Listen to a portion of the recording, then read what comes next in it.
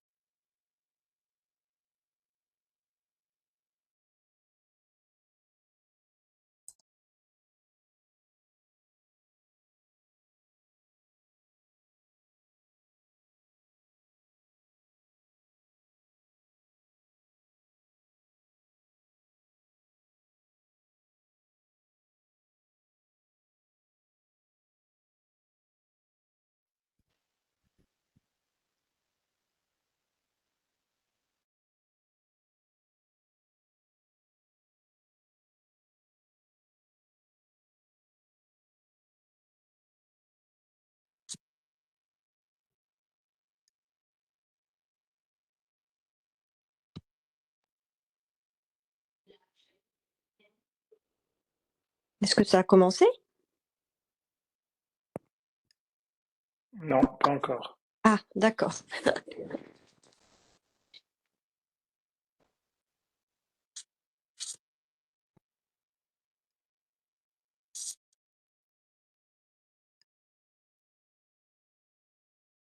Alors, si vous nous parlez, professeur, votre micro est muet, donc on vous entend pas.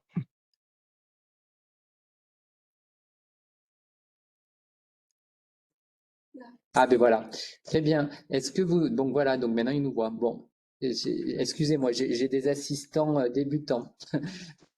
Est-ce que vous nous voyez? Oui, oui. Ah super, merci beaucoup. Oui. Très bien, merci. Bienvenue à ce deuxième webinaire Ville-Hôpital. Et si vous pouvez masquer ça, s'il vous plaît. Voilà, qui sera consacré donc aux actualités vaccinales. Je comprends pas très bien. Vous avez un retour vidéo? C'est bon? Très bien. Voilà, merci, merci beaucoup donc aux personnes qui ont organisé ce webinaire. Donc pour le CHU, le professeur Cécile Bébéard pour la partie médicale, ainsi que mesdames Marie-Anaïs Goupil et Anne Lossan. Et pour la partie CRATB, le docteur Vincent Perel qui est à ma gauche, qui est médecin généraliste, et Nina Laviec qui est chargée de projet, et toute l'équipe du CRATB qui a participé à cette organisation de ce deuxième webinaire. Donc, hop, si vous pouvez cliquer sur votre écran, cliquez sur votre écran pour que ça reprenne. Donc, comment va se dérouler ce webinaire? Donc, on vous rappelle bien évidemment de couper vos micros, que ce webinaire est enregistré avec un accès en replay sur la chaîne YouTube du CHU et du Centre régional en antibiothérapie. Et le diaporama sera également disponible sur le site du Centre régional en antibiothérapie Nouvelle-Aquitaine, qui vient tout juste d'être inauguré. Donc, on vous invite à aller le regarder. Donc, vous posez vos questions au fil de l'eau et le docteur Perel à côté de moi va les colliger. Et le diaporama, le webinaire sera en 2 temps, avec 40 minutes de présentation où je ferai une toute petite introduction et après nous passerons aux actualités vaccinales et nous espérons un maximum d'échanges durant une vingtaine de minutes. Alors pourquoi renforcer le lien ville-hôpital? Il nous semblait important en effet de développer ces liens qui sont peut-être un peu perdus avec le temps, qu'on a relancé avec la crise Covid, et ces webinaires étaient pour nous une façon justement de recréer du lien, et notamment on verra pour certains vaccins où il y a parfois des problèmes de communication entre la ville et l'hôpital. Alors, on rappelle rapidement qu'il y a eu des innovations en termes d'amélioration des pratiques vaccinales depuis ce décret de 2023, où, comme vous le voyez à gauche, la prescription vaccinale de tous les vaccins du calendrier pour les plus de 11 ans est possible maintenant par les infirmiers et les pharmaciens, et que l'administration a également été élargie à certains étudiants et préparateurs en pharmacie sous condition de formation, bien évidemment. Alors, quelles sont les pistes d'amélioration pour le lien ville-hôpital? On a un peu réfléchi à tout ça. Bien évidemment, une meilleure traçabilité par le biais du dossier médical partagé. Alors, dossier médical partagé qui est très bien renseigné par nos collègues pharmaciens, mais il faut savoir que nous, au CHU, on n'a pas forcément accès à ce DMP lors de nos consultations.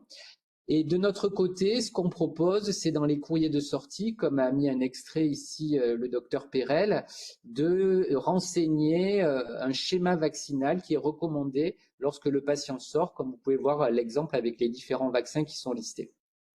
Troisième piste d'amélioration, créer une consultation dédiée. Alors, ce qui se fait déjà dans beaucoup de services qui pratiquent les biothérapies ou les traitements immunosuppresseurs, avec des consultations dédiées aux comorbidités, dont la vaccination.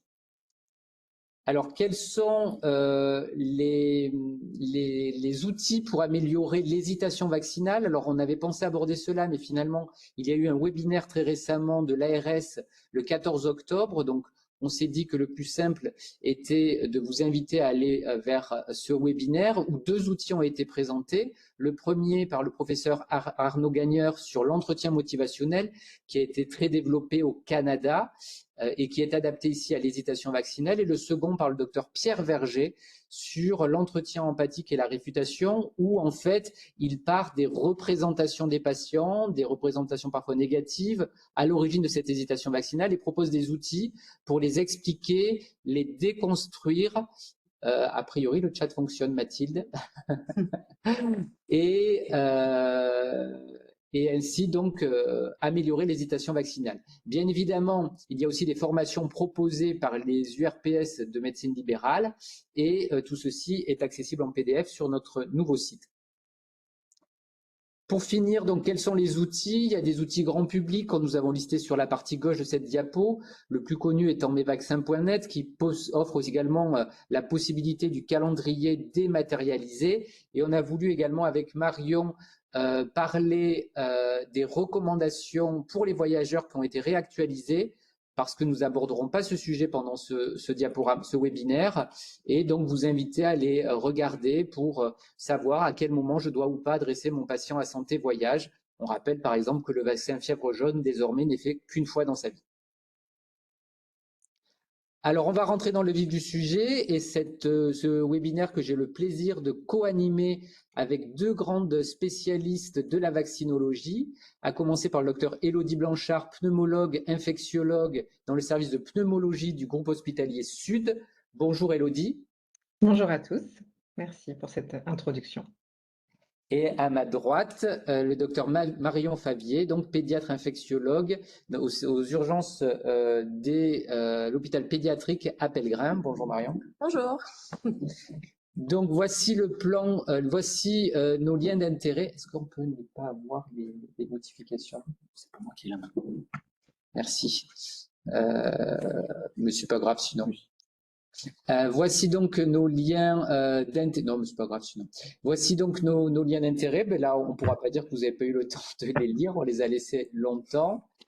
Et le plan que nous avons choisi en deux parties avec les infections respiratoires, en commençant par les infections bactériennes et virales et les autres infections. Donc, je vais laisser la parole tout de suite à Marion pour les infections respiratoires. C'est parti. Donc, on va commencer à parler des infections respiratoires. Et pour commencer, nous allons aborder le sujet du pneumocoque.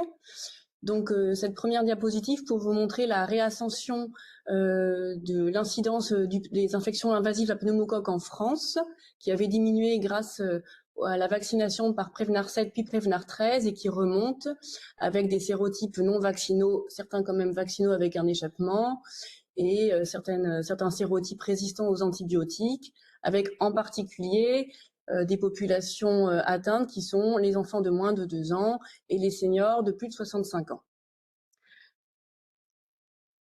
Il y a donc des nouveautés concernant les vaccins contre le pneumocoque chez l'enfant et chez l'adulte. Là, je vais vous parler moi de l'enfant. Vous voyez sur ce schéma l'incidence, le nombre de cas d'infections invasives à pneumocoque en France dans les dernières années, qui sont classés par sérotype. Donc vous voyez sur le premier, sur votre gauche, les sérotypes couverts par le Prevnar 13. Et là, il y a donc eu récemment, nous allons voir dans les prochaines diapositives, une AMM avec le vaccin Prevnar 15 ou Vaxneuvance, qui couvre du coup 2 sérotypes en plus, qui donnent quand même des infections invasives importante chez l'enfant, c'est 3 à 5% des infections invasives de l'enfant. Et il y a ce Prevnar 20 qui est récemment arrivé aussi, qui couvre encore d'autres sérotypes.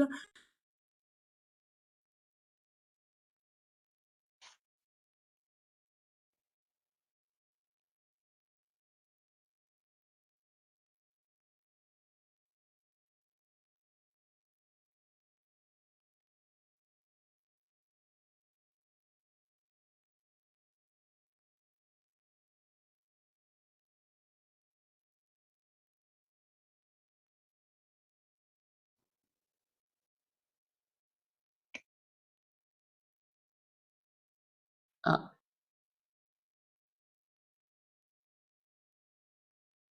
Je parle de... On ne vous entendait plus là.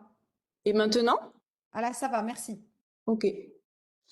Donc, on avait vu ensemble sur la dernière diapositive les sérotypes incriminés dans les infections invasives à pneumocoque chez l'enfant. Et donc, on passe dans le vif du sujet avec quel est le calendrier vaccinal maintenant recommandé chez les nourrissons. Donc, depuis le 1er janvier 2018, les nourrissons qui sont nés ont l'obligation d'être vaccinés pour pouvoir ensuite aller en collectivité. avec soit le Prevnar 13, soit le Prevnar 15, le Vaxneuvance, donc soit le VPC 13, soit le VPC 15, qui sont donc des vaccins conjugués, qui sont administrés à 2 mois, 4 mois et 11 mois dans la population générale, avec une autre dose au 3e mois pour les nouveau-nés, enfin les nourrissons puisqu'ils ont 3 mois, qui sont des anciens prémas ou qui ont un déficit immunitaire. Si jamais malheureusement un nourrisson n'a pas été vacciné dans les temps, comment l'immuniser?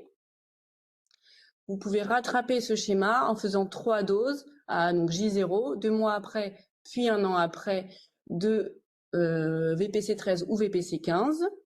Et si jamais vous rattrapez encore un peu plus tard, que l'enfant a entre 12 et 23 mois, cette fois 2 doses de VPC 13 ou VPC 15 suffiront à immuniser correctement ce patient.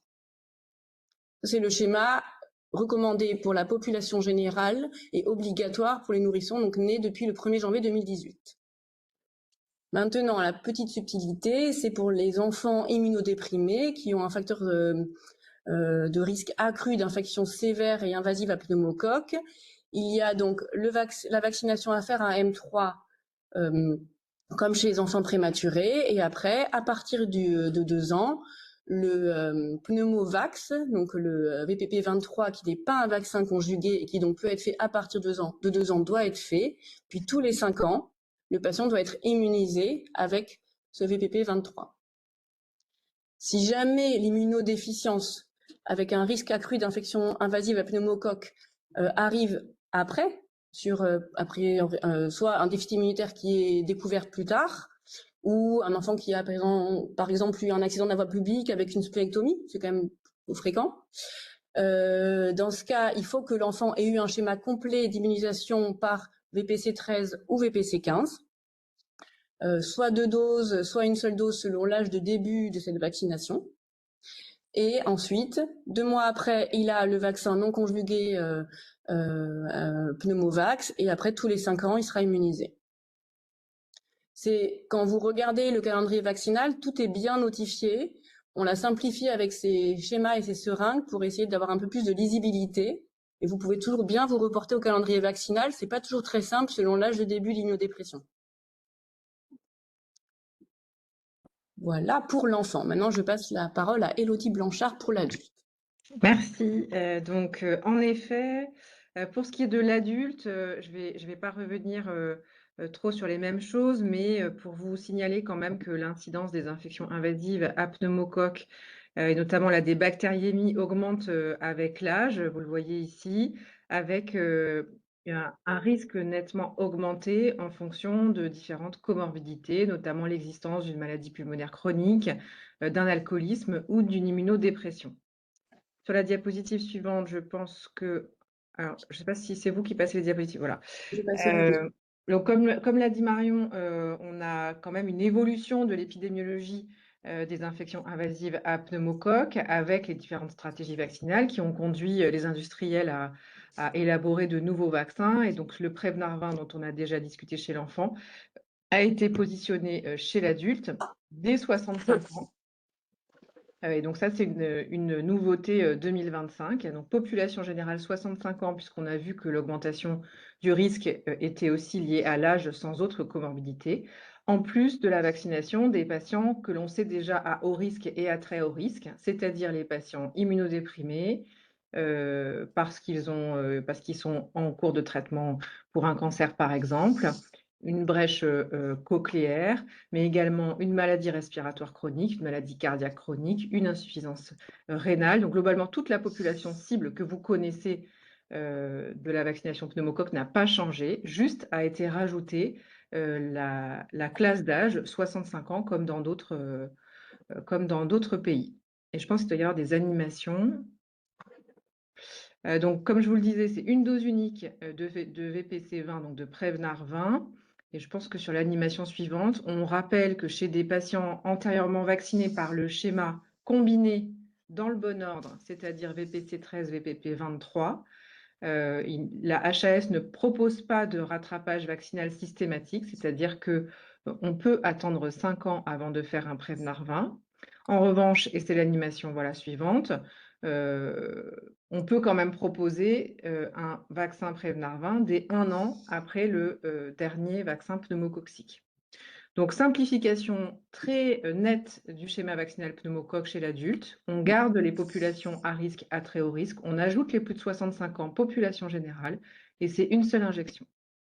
Donc, le pneumocoque a rejoint la Pardon. liste... Non, tu peux, t'inquiète.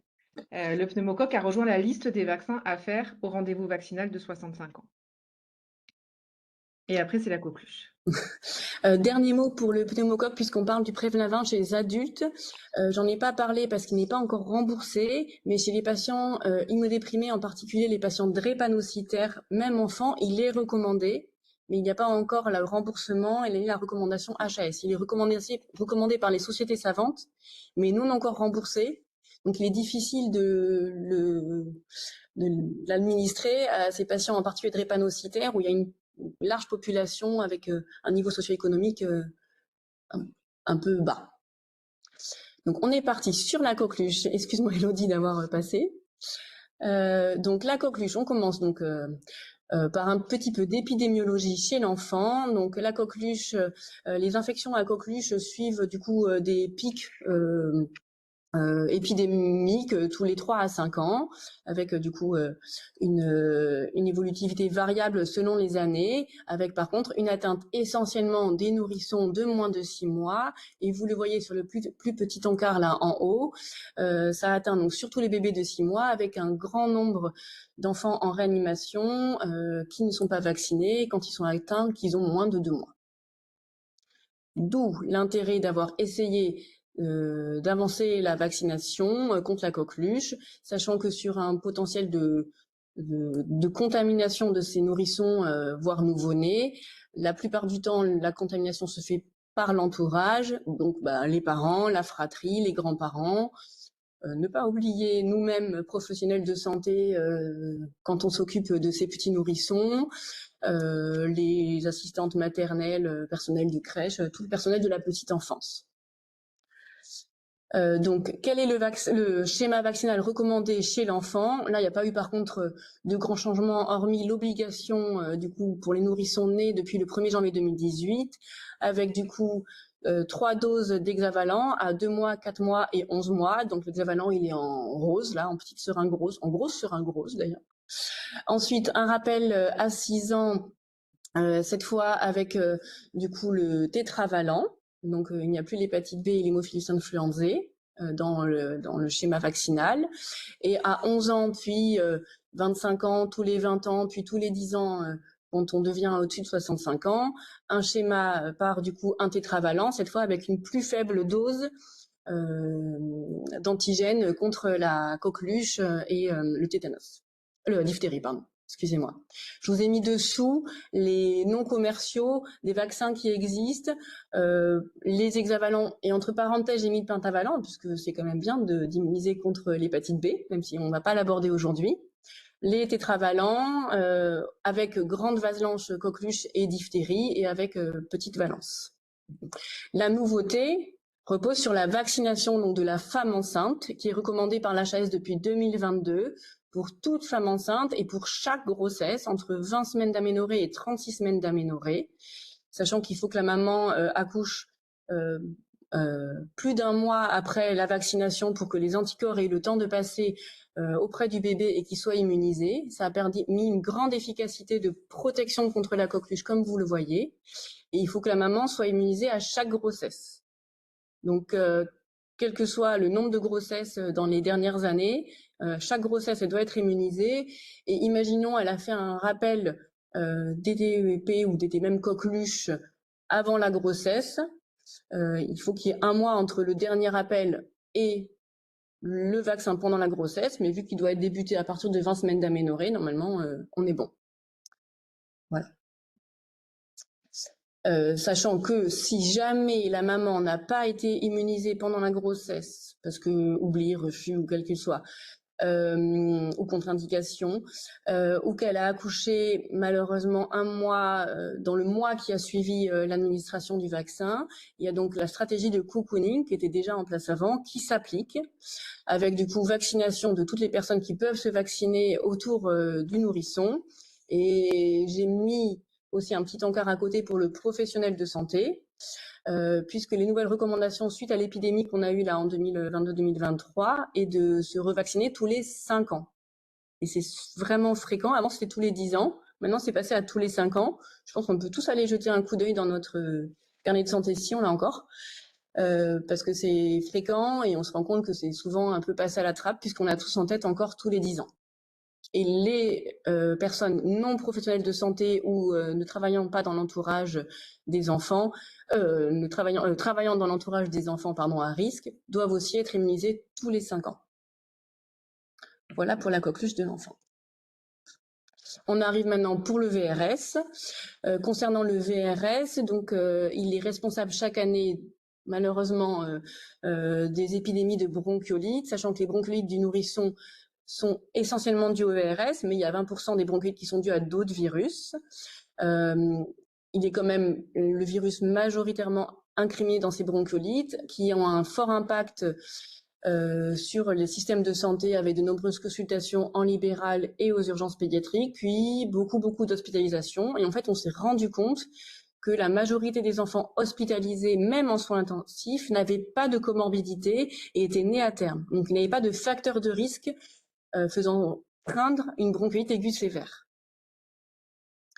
D'où les nouvelles recommandations là qui ont commencé en 2024-2025 d'essayer de prévenir ces infections à VRS chez les nourrissons, en particulier les nourrissons les plus à risque qui sont les moins d'1 an, avec 2 moyens utilisés. C'est soit la vaccination de la femme enceinte par le vaccin Abrysvo ou RSV-Pref, qui est administré chez la femme enceinte entre 32 et 36 semaines d'aménorrhée, 30 et 36 semaines d'aménorrhée, sachant qu'il faut qu'il y ait au moins 2 semaines entre l'administration du vaccin et l'accouchement, qu'il est contre-indiqué chez les femmes immunodéprimées et que pour l'instant, on n'a pas encore assez de recul pour savoir si une maman qui aurait déjà eu le vaccin, bon là, il faudrait qu'elle ait eu des grossesses rapprochées, mais on n'a pas encore le recul de savoir si elle peut se revacciner contre la Abrysvo. Donc c'est pour une première grossesse avec ce vaccin, non immunodéprimé, et il est efficace quand on accouche 2 semaines, voire plutôt 5 semaines après l'administration. C'est la meilleure efficacité. Si la maman refuse ou est passée à la trappe et n'a pas été vaccinée, il est indiqué à ce que le nouveau-né soit immunisé à la maternité par le nirsevimab. Je parle bien sûr pendant la période épidémique, donc en France métropolitaine, c'est septembre-février. Si jamais, du coup, le nourrisson n'a pas encore été exposé au VRS, il est indiqué que ces nourrissons qui sont nés donc après février 2025, qui n'auraient donc jamais rencontré le VRS, soit du coup, on appelle ça rattrapés, c'est-à-dire immunisés par le nirsevimab. Là, je ne sais pas si c'était... Je vous ai peut-être perdu dans ma façon de le dire. C'est la maman, elle est enceinte pendant l'épidémie, on la vaccine. Si elle n'est pas vaccinée, le nouveau-né, quand il naît pendant l'épidémie, on l'immunise. Et par contre, les enfants qui sont nés avant l'épidémie, mais qui ont moins d'1 an là, qui sont nés depuis le 1er février et qui ont moins d'1 an et qui n'ont pas été exposés au VRS, on doit les rattraper en libéral avec ce souci que l'assurance maladie ne prend pas en charge, ne prend en charge que à 30% l'immunisation, avec donc des fois des difficultés, sauf si aide médicale d'État ou CMU. Le palivizumab est toujours présent et recommandé chez les patients à fort risque de bronchiolite sévère, donc immunodéprimés, cardiopathes, insuffisance respiratoire chronique, sachant que le nirsevimab peut être administré aussi chez ces patients jusqu'à leur 2e année de vie, et dans ce cas, il faut faire 2 doses de 100 mg en une fois. Donc ça, c'est les nouveautés de 2025. Voilà pour le VRS et le schéma recommandé. Et donc, quid de l'efficacité en vie réelle lors de l'épidémie 2024-2025 ? C'est la courbe que vous voyez en rouge, du coup le taux de bronchiolite l'impact des bronchiolites en France l'hiver dernier, sachant qu'il y a à peu près 700 000 naissances par an en France. Vous voyez qu'il n'y a pas eu 700 000 administrations de nirsevimab plus à Brisevaux. Donc il y a des nourrissons qui n'ont pas été qui n'ont pas été couverts. Donc on voit que ça a été très efficace avec la courbe rouge qui est donc sous les courbes des années précédentes. Maintenant, c'est Elodie pour le VRS chez l'adulte. Chez l'adulte, eh bien, on a aussi des problématiques de VRS. Donc je ne vais pas vous redire ce que c'est que le VRS, mais quand même un petit mot pour vous dire que chez l'adulte, il peut y avoir aucun symptôme du tout, juste un petit rhume. Mais aussi, on peut avoir des bronchiolites également, particulièrement chez l'immunodéprimé, ou même des pneumonies. Donc, je pense que c'est l'animation suivante. Et on a des cas de pneumonie VRS qui sont aussi graves que des cas de pneumonie grippale. Et plusieurs études ont montré que chez des patients âgés comorbides, et je pense que c'est la diapo suivante, on a des infections à VRS graves. Donc, d'autant plus si on est âgé, d'autant plus si on a une maladie respiratoire chronique, un diabète, une maladie cardiaque chronique et particulièrement l'insuffisance cardiaque et bien sûr l'immunodépression. Pourquoi? Parce que ce VRS va être associé à des exacerbations, des décompensations de maladies chroniques et donc être à l'origine d'hospitalisation pour une infection à VRS, certes, mais surtout pour une décompensation de maladies chroniques. Et donc, tout à l'heure, Marion vous a parlé de l'Abrysvo, qui est le vaccin VRS qui a été développé et qui est proposé chez la femme enceinte, mais ce vaccin est également proposé chez les plus de 65 ans avec des maladies respiratoires ou cardiaques chroniques, ainsi que le vaccin Arexvy, qui est aussi un vaccin qui a été développé dans cette population-là. Avec des efficacités vis-à-vis de la survenue d'infections respiratoires basses documentées à VRS qui sont pour les deux vaccins très intéressantes, hein, de plus de 80%, et ce qui a motivé un avis de la HAS en faveur de la vaccination des personnes de 60 ans et plus avec des maladies respiratoires ou cardiaques chroniques et de la population générale à partir de 75 ans, puisqu'on a vu que l'âge était un point très important.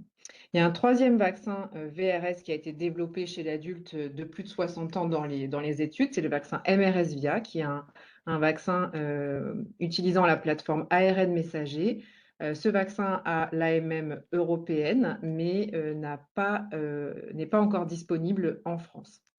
Ce qu'il faut noter, c'est que ces deux vaccins ont été recommandés par la HAS, mais ne sont pas encore remboursés. Et donc, eh bien, ce sera à la charge du patient. Il faut savoir que le coût est autour de 200-250 € en fonction des pharmacies. Et pour l'instant, c'est une injection qui n'est pas nécessairement saisonnière, hein, donc ça peut être tout au long de l'année.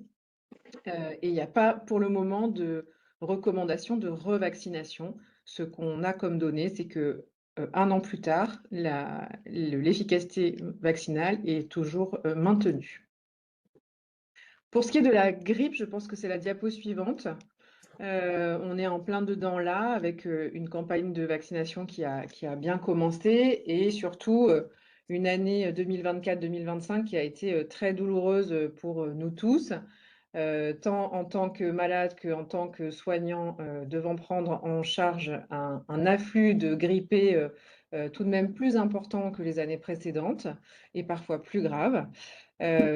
Je voulais rappeler que, outre le mauvais moment à passer durant la grippe et les hospitalisations pour grippe, particulièrement des plus âgés, des plus comorbides et des plus immunodéprimés, il faut noter qu'à l'issue de la grippe, on a aussi des complications à moyen et long terme qui viennent là aussi gréver la mortalité et peser sur le système de soins. Et je voulais juste vous rappeler qu'après une grippe, on a un risque d'infarctus qui est multiplié par 10, on a un risque de pneumonie qui est multiplié par 8, un risque d'AVC multiplié par 8, et chez des patients qui sont souvent âgés, on a des pertes d'autonomie qui sont parfois irréversibles.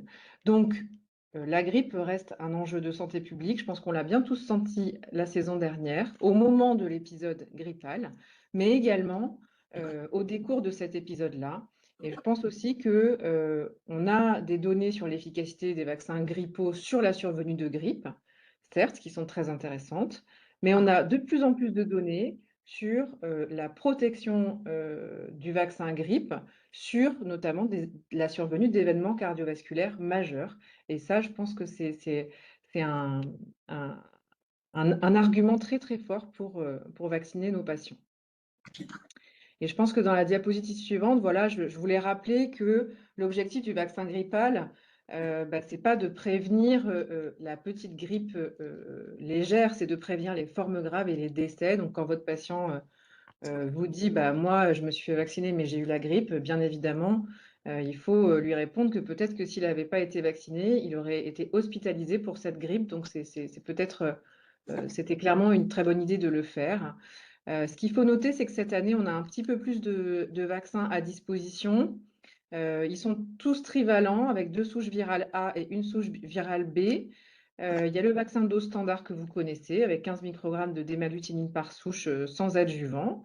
Et puis, chez les plus de 65 ans, ont été recommandés de façon préférentielle des vaccins dits améliorés, soit parce qu'il y a une dose démalutinine qui est plus importante à 60 microgrammes, c'est l'Effluelda, soit parce qu'un adjuvant a été associé à la dose d'émalutinine, et ça, c'est le vaccin Fluad.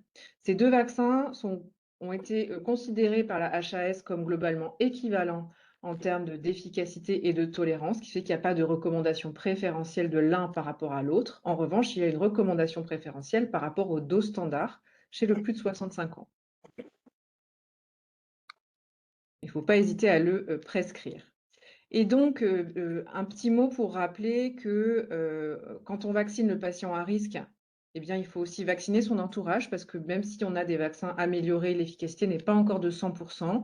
Et donc, il est toujours intéressant de procéder, un peu comme on le fait pour la coqueluche, à une stratégie de cocooning, en fait. Et puis, bien sûr, les gestes barrières sont quand même très efficaces, comme parfois pour des patients jugés très à risque, le recours à une prophylaxie post-exposition par oseltamivir quand il y a un comptage avec un cas avéré de grippe. Voilà pour la grippe. Un petit mot du Covid qui clairement est encore là. Alors, bien sûr, il y a une certaine lassitude des patients, des soignants, un peu de tout le monde vis-à-vis de la vaccination Covid. Pour autant, il faut rappeler que les données de l'épidémie de la saison 2024-2025 nous ont montré qu'il y avait encore des décès par Covid grave. Les patients qui décèdent de Covid grave sont le plus souvent âgés, immunodéprimés, comorbides et surtout non vaccinés.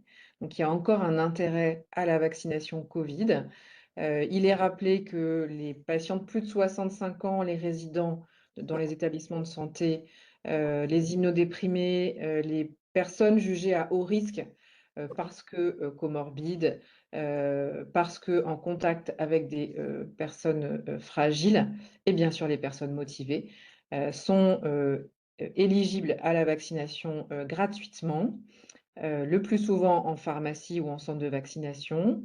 La recommandation est d'utiliser un vaccin le mieux adapté aux variants circulants. Actuellement, il n'y en a qu'un en France, c'est le vaccin Comirnaty, donc, qui utilise la plateforme ARN messager, et c'est le vaccin qui est adapté aux variants LP8.1.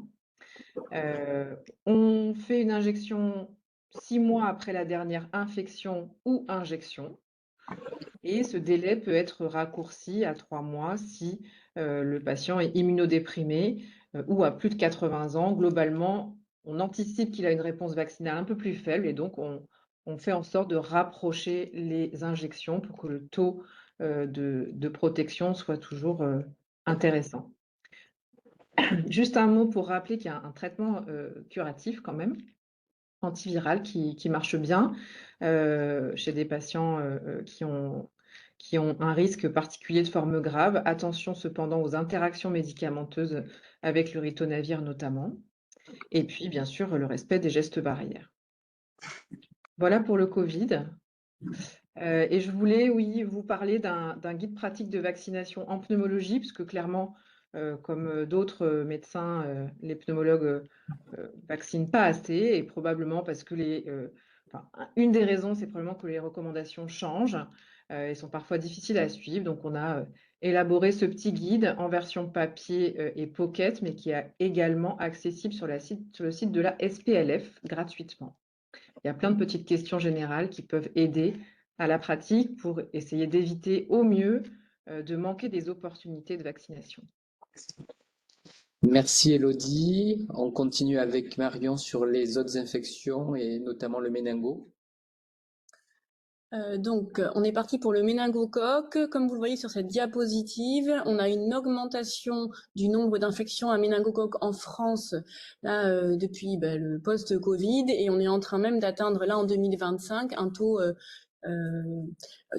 encore plus haut que celui notifié là en 2024, avec en particulier le méningocoque B au premier plan, puis le W et le Y, et le W nous embête beaucoup parce que très létal.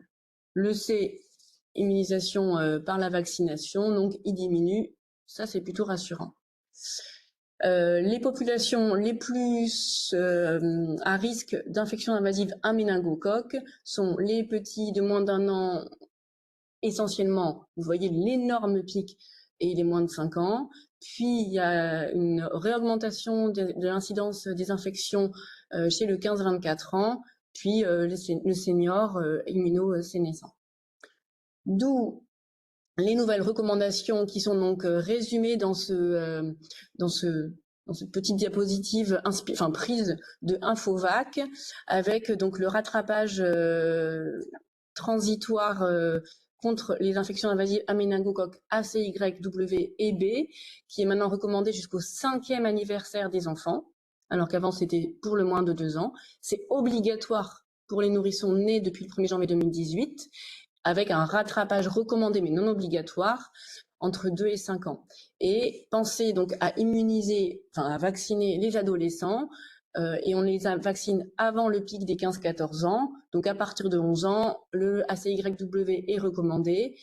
Et si c'est pas fait, on le fait entre 15 et 24 ans. Et le méningocoque B, il faut le faire puisque ça évite qu'ils soient infectés ensuite quand ils arrivent dans la tranche à risque. Là, vous aurez les diapositives sur le site du CRATB. C'est pour vous signifier que les vaccins contre le méningocoque B ne sont pas interchangeables avec les AMM qui sont dites selon que vous vaccinez un nourrisson ou un adolescent ou préadolescent. Par contre, les vaccins contre le méningocoque ACYW sont interchangeables. Il est préconisé de plutôt faire toujours avec le même vaccin, mais s'il y a des changements, ça ne met pas en danger l'efficacité vaccinale. Voilà pour le méningocoque. Merci Marion. Donc on continue avec une infection qui touche cette fois plus les adultes, le zona, avec une actualité sur la vaccination zona. Donc on rappelle que le zona quand même est surtout porté par les patients de plus de 50 ans dans 3/4 des cas, avec des complications souvent gênantes que sont les douleurs post-ostériennes et les formes ophtalmologiques, et que les patients immunodéprimés sont particulièrement enclins à faire ces complications, et qu'il peut y avoir également des hospitalisations liées au zona. Alors, la nouveauté, comme l'a dit tout à l'heure Élodie Blanchard, c'est que ces vaccins, outre le fait de prévenir le zona, vont avoir une activité également de prévention des accidents, comme vous voyez ici sur cette diapo qui liste les différentes études, soit coronariens, soit vasculaires cérébraux, qui peuvent apparaître au décours de ce zona, qui entraîne un orage cytokinique et donc des complications vasculaires multiples. Et donc ça aussi, c'est un argument fort, je trouve, pour inciter à la vaccination, même si globalement, je ne pense pas qu'il y ait de frein sur cette vaccination et qu'il y a une bonne adhésion, je trouve, globalement à cette vaccination. Donc avant ces barrés, on avait 2 vaccins, avec le premier vaccin qui était un vaccin vivant atténué, donc forcément qu'on ne pouvait pas utiliser chez nos patients immunodéprimés. Et maintenant, nous avons un vaccin protéique avec une protéine d'enveloppe adjuvantée, avec donc une efficacité sur les études très bonne.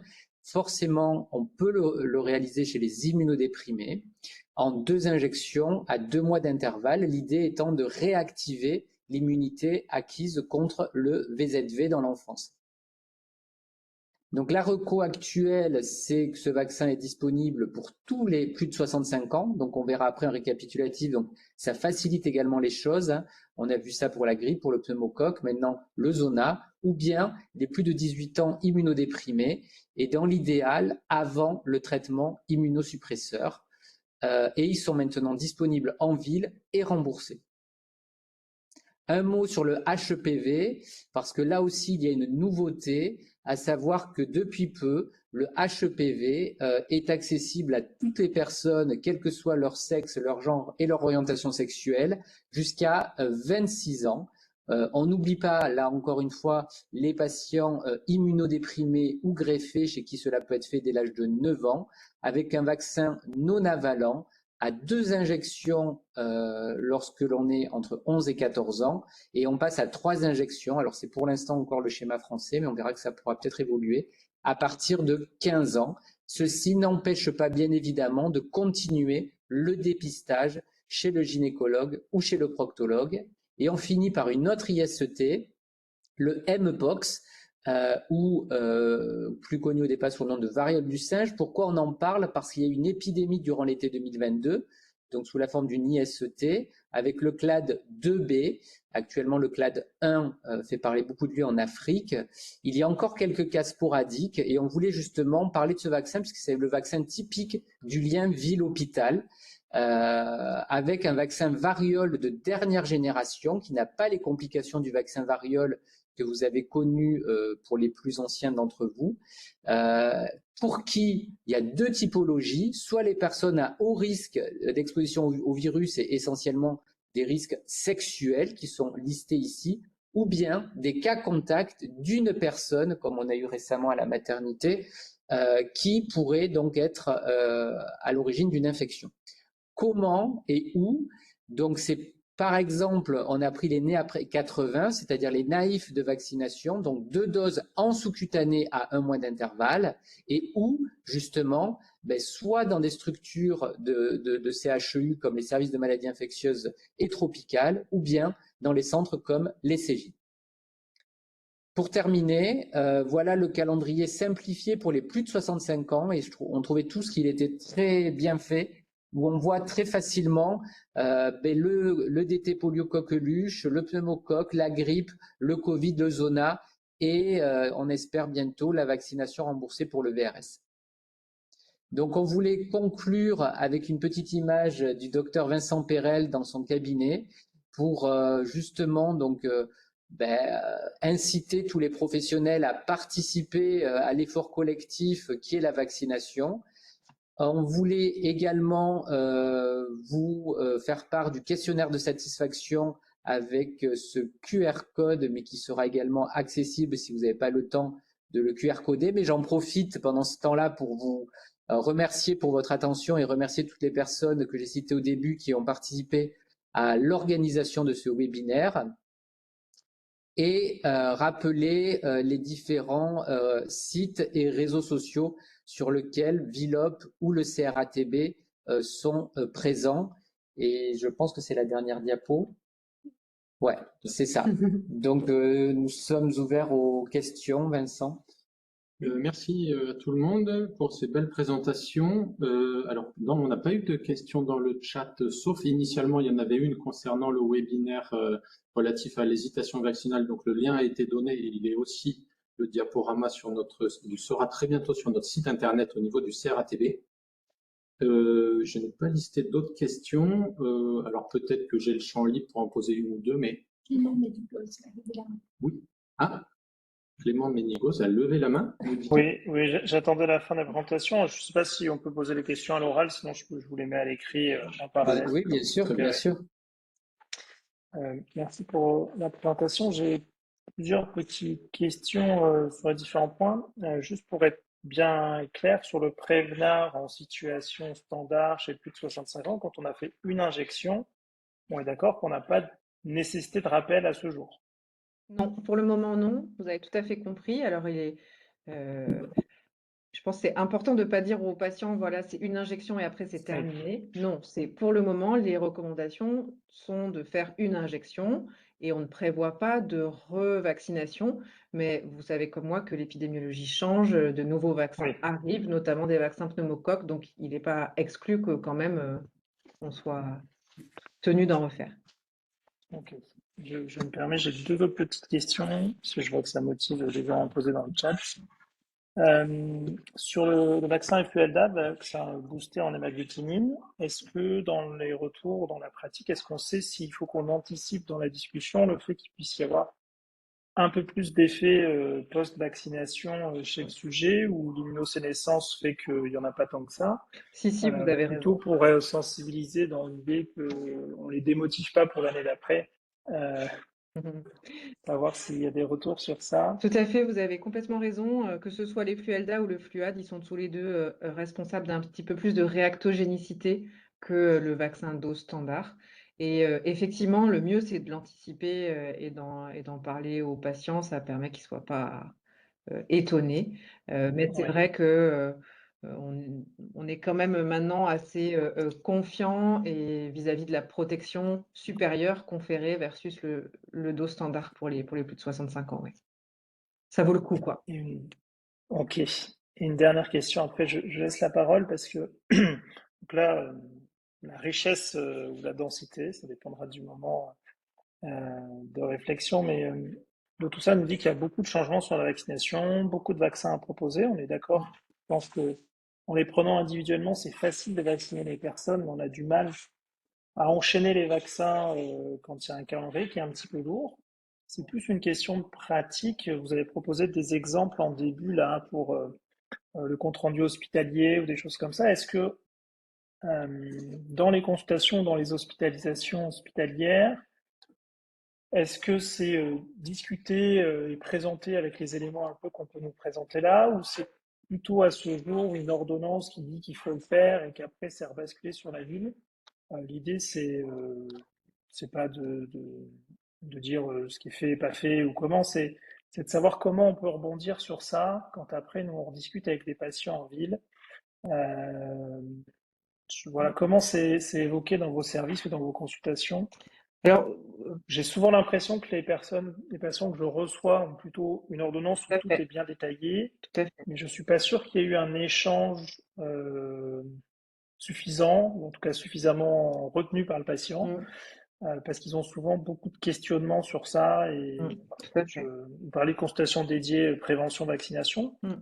Pour les publics à risque, ça paraît important. Pour tout le monde, ce sera probablement pas gérable. Mais moi, je ne sais pas, pour trouver une solution pour qu'on arrive à rebondir sur ce qui est dit par l'un et par l'autre. Tout à fait Et d'accord. je laisserai la parole après. Alors, juste sur ce que je connais, il y a quand même un point qu'il faut avoir en tête, c'est que les vaccins qui sont prescrits, administrés à l'hôpital, ne sont pas payés à l'hôpital. Donc, ça c'est un vrai problème, hein. Ça veut dire que D'accord. c'est pris sur le budget de l'hôpital et c'est pas remboursé par l'assurance maladie. Donc, clairement, les pharmacies hospitalières ne nous encouragent pas du tout, à prescrire des vaccins à l'hôpital. On le fait quand même de temps en temps, mais à la marge quand même. Et donc, en effet, on se retrouve quand même plutôt à faire des ordonnances où les vaccins se retrouvent un peu noyés dans la multitude d'autres traitements qui parfois ont été modifiés. Et c'est sûr que c'est toujours difficile de parler d'un vaccin quand on le mentionne seulement, alors qu'on aurait pu le faire quand le patient était hospitalisé. Donc ça je pense, c'est un élément qu'il est important que vous connaissiez dans le cadre de ce lien ville-hôpital. Pour ce qui est des consultations dédiées, moi je suis persuadée qu'en effet, pour vous en ville, c'est considérable en fait comme information à retenir, et que les consultations dédiées, à condition qu'elles soient bien valorisées aussi pour vous, sont certainement le moment idéal, noyé autour de tout ce que vous avez à faire d'autre. Mais peut-être que mes collègues ont d'autres. Non, nous, on a la même pratique dans le service. On fait quelques vaccins et en effet, dans ces cas-là, on le notifie. On essaie. Alors nous, on a de la chance d'avoir des étudiants en pharmacie qui vont faire de l'explication au patient, si c'était ça la question, pour expliquer et que le patient, quand il sort, sait à peu près ce qu'il aura et sur une ordonnance à part. Mais après, c'est vrai qu'arrivé chez lui, parfois, il a une hésitation. Et après, dans nos consultations de santé sexuelle, on a la chance de pouvoir proposer les vaccins le jour même, que ce soit A, B, Mpox, ce qui facilite également beaucoup l'acceptabilité et surtout le fait que ce soit fait en temps réel. Ok, merci. C'est Dr Perel, je prends la parole. Merci Clément pour tes questions et aussi pour les échanges en amont. Alors du coup, il me vient l'idée que nous aussi, en ville, on pourrait aussi faire des consultations dédiées à la vaccination. Il n'y a pas qu'à l'hôpital, éventuellement, pour synthétiser les choses. Ouais.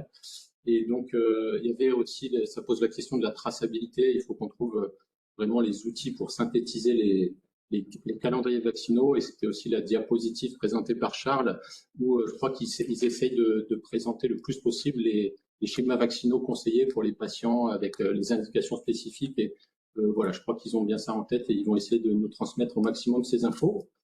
Voilà. Est-ce que il y avait d'autres petites questions dans le chat? J'enchaîne ou tu as fini? Non, enchaîne. Est-ce que vous pouvez il y avait une question par rapport au rattrapage de la vaccination méningo B, pour le redire clairement, après 15 ans, celle-ci est indiquée. Non, après 15 ans, il n'est pas recommandé par l'HAS. Pas recommandé. Regardez, c'est là. Pardon, justement, il n'est pas recommandé avant 15 ans. Non, justement. Oui, après 15 ans, oui. Après 15 ans, il est recommandé, mais pas avant. Du coup, ça m'a induit en erreur. Ouais. Enfin, avant 5 ans. Mais entre 5, c'est vrai qu'il y a une sorte de gap entre 5 et 15 ans. Il n'y a pas zéro infection, mais comme le pic est avant 5 ans et chez les 15-24 ans, la recommandation, c'est de refaire à ce moment-là. C'est recommandé et maintenant remboursé, puisqu'à la base, il y avait un petit flou là-dessus. Après, si les gens veulent toujours se vacciner, on le dit toujours, hein, comme l'a dit Elodie, hein, si les gens sont prêts à assumer le coût, il n'y a aucun souci. Mais parfois, c'est des vaccins assez onéreux. Mais c'est vrai que ces vaccins méningo sont pas très chers par rapport à d'autres. Bon, ils sont bien acceptés si on les propose et qu'on en parle, donc ça, c'est pas un souci. Pour les Fluelda, on nous fait remonter que certaines petites officines n'ont pas réussi à être achalandées. Donc ça, c'est juste tout à fait. Oui, voilà. alors ça, en effet, parce qu'en fait, cette recommandation préférentielle des vaccins améliorés a été est parue en fin mars, début avril, alors que les commandes de pharmaciens, si j'ai bien compris, sont globalement dans ces eaux-là. Donc, en effet, je crois qu'il y a en effet des difficultés d'approvisionnement liées à une recommandation qui est parue un peu tard par rapport au calendrier de commande. Tout à fait. Alors moi j'interviens, Madame Lemeur, je suis pharmacien. Les vaccins hautement dosés sont disponibles au fil de l'eau, hein, quand même. Donc on a la possibilité aujourd'hui, si jamais on avait une demande, de pouvoir la... Voilà. Très bien, c'est rassurant comme merci pour ce retour. Bonjour, moi je suis le docteur Méliani, je suis médecin généraliste à Pessac. Je vais rebondir sur ce qu'a dit la pharmacienne. Alors non, c'est pas tout à fait vrai. Les grosses pharmacies, peut-être celles qui sont notamment affiliées à des grands groupes, mais mère étant une personne fragile, j'ai demandé, exigé à son pharmacien, son petit pharmacien de secteur qui résiste au grand groupe, et lui malheureusement, avec les commandes qui sont faites en mars devant le fait de ne pas savoir si les vaccins plus dosés allaient être disponibles ou pas, n'en avait pas fait la demande. D'accord. Vers le labo, à ma demande expressément, il lui a été dit clairement qu'il n'aurait pas de Fluelda cette année. J'ai donc dû changer de pharmacie pour pouvoir faire profiter à ma mère du vaccin plus dosé. Et je trouve ça très dommage, très dommageable pour les patients qui fréquentent encore les petites pharmacies, et je tenais à le dire lors de ce webinaire. Alors moi je suis une petite pharmacie et là en temps réel je peux vous dire qu'aujourd'hui là je peux l'avoir. Donc je pense que ça n'a rien à voir, c'est après une question de gestion ou peut-être ça a été un délai qui n'était pas voilà. Mais aujourd'hui là, à l'instant T, c'est disponible. Voilà, peut-être qu'effectivement il y a eu un petit couac sur certaines organisations de pharmacie, mais oui, tout ça pour dire qu'en réalité c'est très compliqué pour nos patients maintenant qu'on n'a plus la prescription en main. Oui. Ils sont tributaires de l'approvisionnement vaccinal des Oui, c'est ça, exactement. Ouais. C'est le constat que je voulais donc dresser. Excusez-nous, c'est pour ces échanges qui sont passionnants, mais On est contraint par le temps, je suis désolé. Donc, merci à un collègue pharmacien qui nous a demandé comment nous faire remonter les infos du DMP. Donc, c'est ce qu'on disait avec le docteur Blanchard. C'est vrai que parfois, le calendrier papier peut encore aider. Et pas plus tard qu'hier, j'ai un patient qui arrivait avec son carnet papier en plus du DMP qui m'a montré ce que le pharmacien avait fait. Donc, ça peut être aussi des outils pour faciliter le lien ville-hôpital. Dans les deux sens peut-être, c'est-à-dire que nous on peut faire un vaccin et le patient vient vous voir et vous pouvez après alimenter le DMP. En tout cas, on voulait vous remercier pour avoir participé à ce webinaire, pour l'avoir animé pendant la partie questions avec vos questions et vos remarques très intéressantes. Et comme je le disais en introduction, pour ceux qui auraient raté le début, il sera disponible en replay sur les différentes chaînes YouTube du CHU, du CRATB. Bonne fin de journée à vous, j'espère que cela vous a plu. Merci Timothée pour ton petit message. Et merci Laure et bon week-end à tous. Merci à tous. Merci, au Bonne revoir. fin d'après-midi. Au revoir. Merci beaucoup Elodie, merci beaucoup Marion. Merci.